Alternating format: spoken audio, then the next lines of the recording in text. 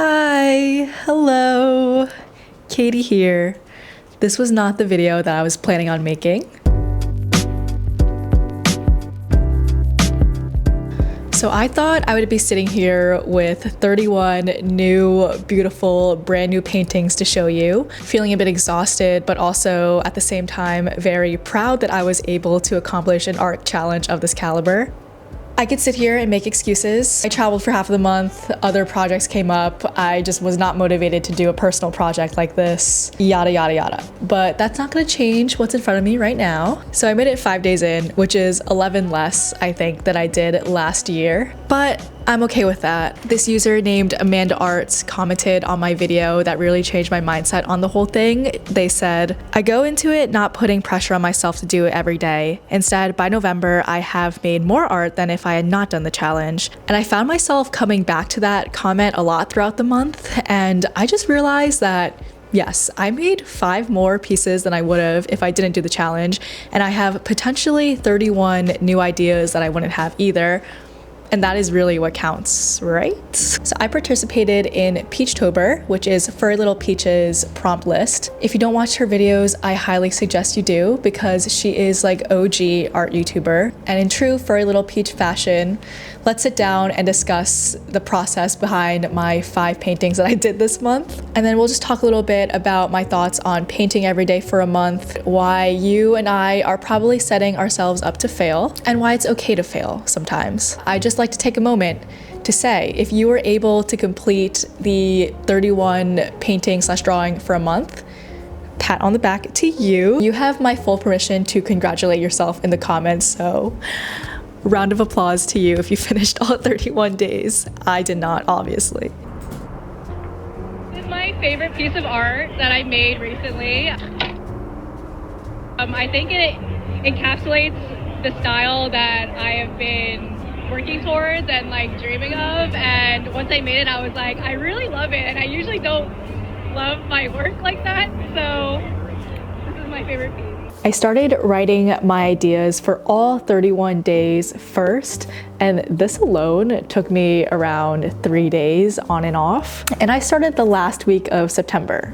So not very far in advance. I had this grand scheme to connect all the different paintings and to have little Easter eggs in all of them to create my Katie My cinematic universe. Obviously that didn't end up happening, but I could reuse all these ideas in the future, which I do plan to do eventually, because there is some good stuff in there. So those ideas from there went into my sketchbook. I literally just jotted down whatever popped into my brain first. No idea is a bad idea at this stage. I'm a firm believer that ideas can grow and morph and change, and you need that first idea to get that started. So even if it's a bad one, it could eventually turn out to your favorite piece. So this was my first piece and probably my favorite piece out of all of them. I love how the colors turned out. I just think it's very cute and very me. The prompt for day 1 was bee, and the first initial ideas I wrote down were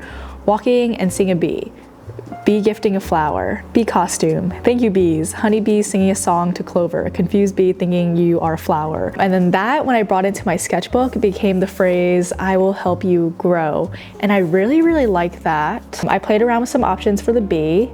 Like, did I want it to stand behind the flower or did I want it to fly next to it? I did a composition sketch. So you could see in this initial sketch that I plan to have like a ton of different flowers in the background. But then as I was looking through all my other ideas, I wanted to incorporate garlic stalks. So when I went to sketch it out on this larger piece of paper, I last minute decided to change everything. And I'm glad I did that because I ended up liking that a lot more. My sketches went to the light box to be put on my nice watercolor paper, and then I just started painting. After I painted, I added my details with colored pencil, and then I scanned it in to my computer, fixed details up in Photoshop, and then posted it. This process is about 1 to 2 hours of ideas/sketching, 5 to 6 hours of straight painting, and then 1 hour of scanning and correcting the final piece. So that's a lot to do every day. Yeah. I don't know about that. I don't know about doing that every day. Day 2 was Cosmos, and I knew right off the bat that I wanted to do something with 2 poodles in space, with the phrase "you and I in the cosmos" together. Miso and Luna were the inspiration for this piece. You could see in my sketchbook, I had a couple of ideas. I had an idea of people dancing on Saturn's rings, and Saturn was a disco ball. I thought that would be cute.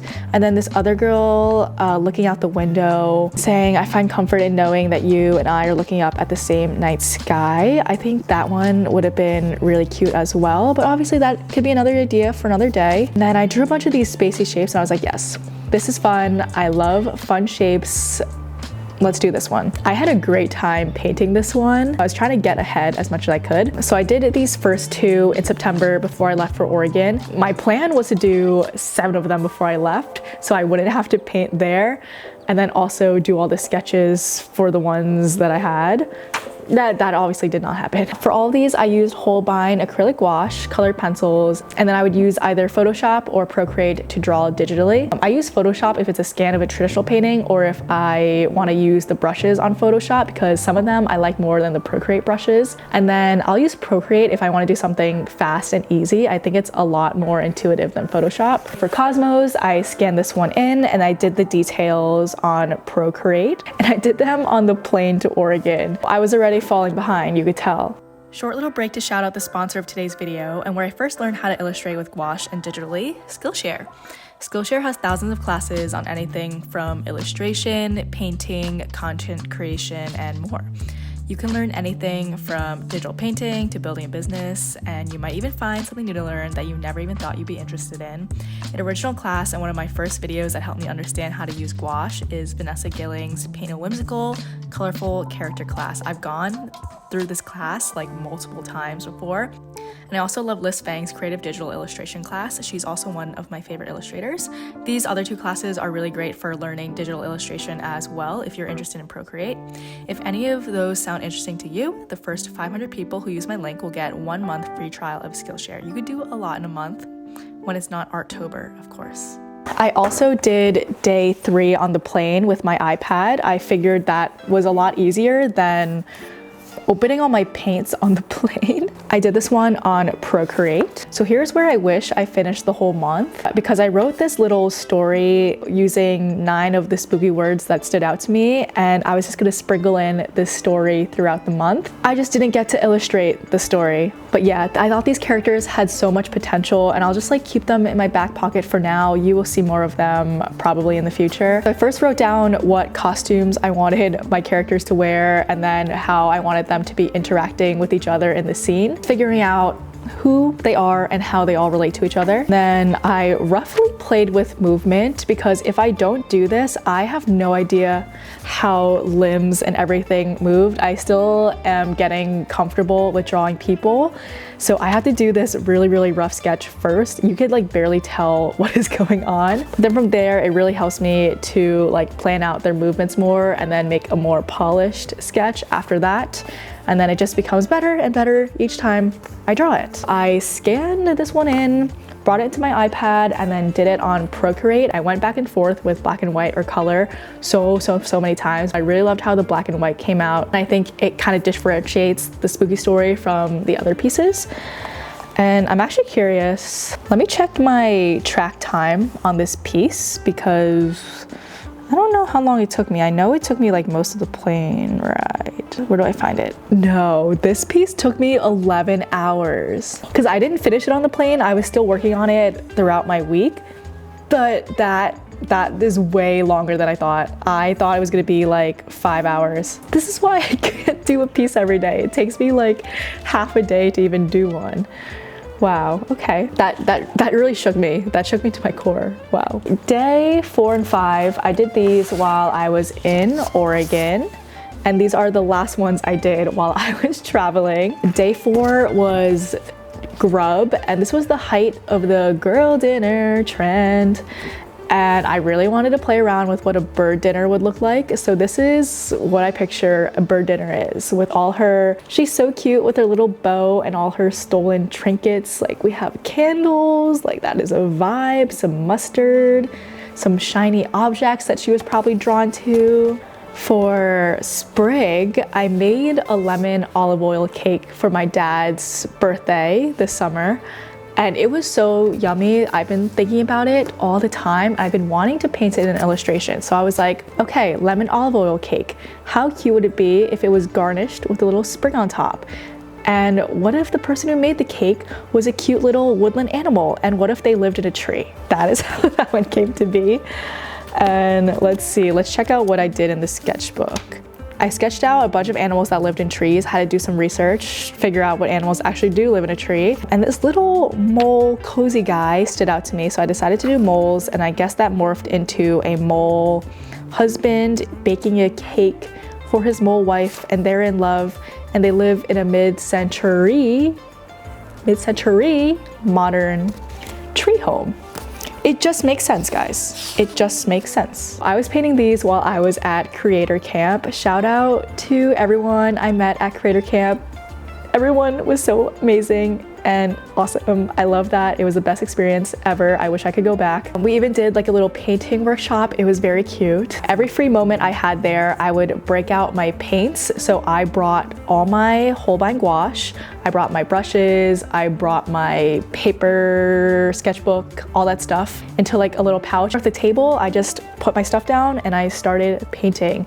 I was in the cafe, I was outside, other people joined me to do work. It was a really good time. I think painting like that got old really quick. I got burnt out really quick. And I didn't even notice that I posted that it was day 3 days in a row. So instead of day 4, I said it was day 3, and instead of day 5, I said it was day 3. And I did not notice until someone commented, girl, you know, you've been posting that as day 3 the past 3 days. And I was like, what am I doing? I was going through it. It was hard painting like this, especially when traveling. The last piece I made when I got back, after Oregon, I went to Los Angeles for Adobe Max. My schedule was packed from the time I woke up to the time I went to sleep. No time to paint whatsoever. So if I really did want to do it, I would have had to already made those pieces and just post them the day of. Anyway, the last piece I made was for day 20, which is Bulb, and I made a little garlic girl. She's so fun. She's about to whip you with her garlic pieces. I took my time with this one. I stretched out the process over a couple days, which is my normal painting process. Usually I can only do 1 or 2 pieces a week max, and then even then, 2 pieces is a lot sometimes. I'm just accepting this now. That is how long it takes me. I forgot to mention this, but I didn't have access to a scanner while I was traveling. So what I did was just take a picture using my phone of the artwork. I taped it down, and then my friends just like helped me take pictures of it. Thankfully, I was with a lot of photographers, so they were able to help me. So thank you guys. But yeah, for Garlic Girl, I scanned her in. I did her face and all those details on my iPad, and then that was the end of my Peachtober, Arttober journey for 2023. I see Art Challenge Month being a lot like running a marathon, and I was running it with no training, trying my hardest to run at top speed, but ending up having to walk the whole time. If you want to finish the month, at least for me, I would have to have been scheduling, sketching, planning a long time before October even started. This is even adding the time it takes to film my process, edit the reel, and post the process reel. I have to do that, but I do like to do it because it's fun. You guys like to see the process. So that just adds on extra time every day. In my opinion, I was always destined to fail this challenge because of the unrealistic expectations I had set for myself. I definitely could have finished it if I just did a simple sketch every day, and then I would have felt really proud of myself for finishing all those sketches. I just think it was always gonna be unachievable because I had made it that way for myself. I don't know if you guys, and maybe some of you can relate to this, but I do have this problem where I will set like this big goal for myself. It's not a practical goal. I can't actually finish that goal because it is so unattainable. I don't have the resources or the time to finish that goal. I just think I could do so much more than I can. So I ultimately end up failing, and then I feel bad or disappointed in myself for failing, and then the cycle just repeats itself. It's really self-sabotaging, and I'm gonna make it a goal for next year or just now to get out of that cycle. If you relate to this and you're struggling with that, I hope you cut yourself some slack. I don't know where I'm going with this. I'm not even sure what the resolution to this is. I guess just setting smaller goals for myself, being realistic about what I can actually do. I am just a girl doing all these things. I can't paint for 15 hours a day. Unfortunately, I wish I could. I think my brain thinks I could. I just want to say that if you are doing an art challenge next year, or if you did the art challenge this year, it should be fun. You shouldn't put too much pressure on yourself. And however much you did, you should be proud of that. I'm honestly very proud that I have 5, 1, 2, 3, 4, 5. Oh, maybe I have 6 pieces. I'm very proud that I have 6 new pieces that I was able to share with you all. And each time I go and set up my paints and make a painting, it is one step in the right direction. So I'm proud of myself for doing this. Let me know how your art challenge month went in the comments below. Thank you so much for joining, and thank you so much for watching. I'll see you in the next one. Bye.